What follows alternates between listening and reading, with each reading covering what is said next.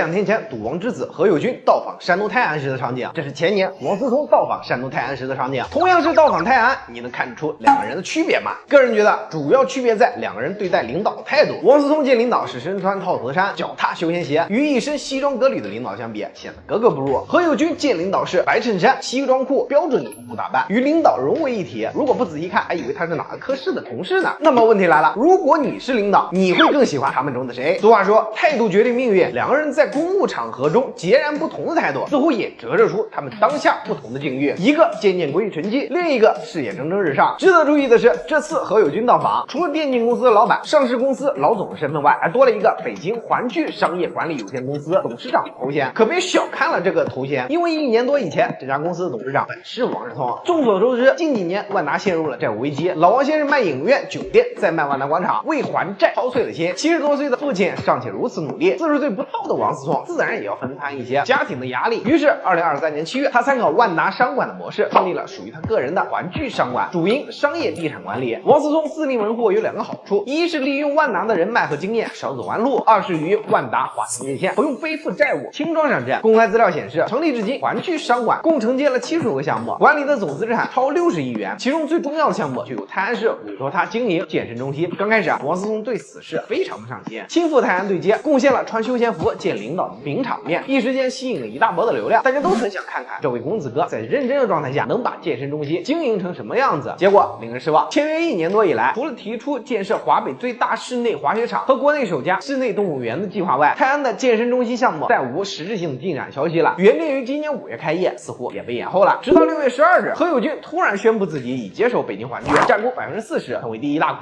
東，並且出任董事長。王思聰則低調退出，這是他繼樂視體育、熊貓直播、香蕉計劃之後第4次重大的投資失敗。相比於王思聰，何猷君顯得更加成熟，接手僅8天便到訪泰安，查看項目的進度，為下一步正式開業做準備。同樣是富二代，為何兩個人今天的遭遇會有如此大的差距呢？個人覺得關鍵可能還是家庭教育。王思聰是家裡的獨子，從小集萬千寵愛於一身，老王有的以後都是他的，沒吃過什麼苦。中學時又過早的出國留學，養成西方人的思維模式。相比於勤奮的工作，他更看重個人的享樂。女友豪車換個不停，日本、歐洲、北美滿世界旅遊購物。何猷君則有16個兄弟姐妹，他出生的晚，連參加奪嫡的機會都沒有。三姐何超瓊早已經鎖定機器人之位，所以他母親號稱4姨太的梁安琪，為了在豪門立足，非常重視兒子的教育，培養他的狼性。何猷君曾透露，小時候他想要什麼東西都要拿成績來換，有時候成績考得太差，母親連車費都不給，讓他走路上下學。身處大家族中的何猷君，從小被教育什麼該說，什麼不該說，說好聽點叫情商高、懂分寸，說難聽點可能被指世故甚至虛偽，展現給公眾的都是精心包裝的人設。如今泰安健身中心項目的掌舵權已經悄然易主，王思聰穿着休閒服而來，曾吸引萬眾矚目，卻未能將流量轉化為項目的實質性推進，最終在沉寂中黯然退場。何猷君身穿公務裝而至，低調接手，迅速行動，正着手為這個沉寂的項目注入新的活力。這場發生在泰安的項目更迭，詮釋了態度決定命運和嚴父出孝子的古訓。當父輩的蒙蔽逐漸淡去，真正支撐他們在商業道路上走入多遠的，終究還是他們個人的能力與態度。